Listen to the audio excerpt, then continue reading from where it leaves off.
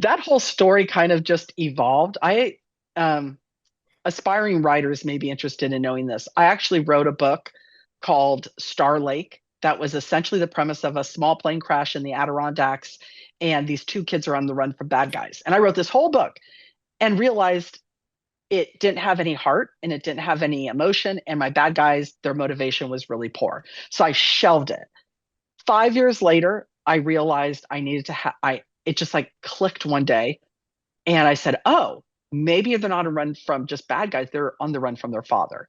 And that became North of Nowhere. So still a small plane crash, two kids running for their lives, but they have a far more at stake. What had happened was is the right-hand man of their father was having an affair with their mother, and their mother ends up being killed. He is blamed for it. The it's not a mistress, whatever.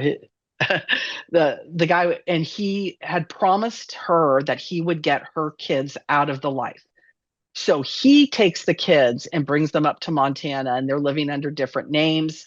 The kids know he's not their dad, but they don't want to go back to the life because they had witnessed their mother's murder. And so they don't want to go back to the life. But then, through something that you can't really predict, that essentially a school website, the dad finds a picture of his children and now knows where they are and goes down to get them. And as they're running, they shoot at the plane and the plane goes down and then the kids are on the run.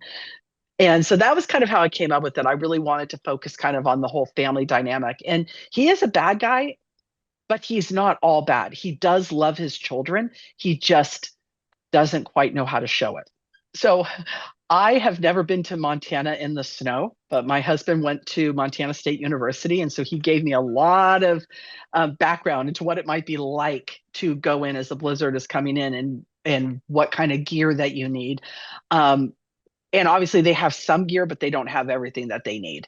And using weather as part of the suspense, it's man versus man, but it's also man versus nature, is just adds another layer of suspense and another component to the story, which you can't always do when you're writing crime fiction because it's usually about a murder or a race against time, or you're trying to stop a bad thing from happening.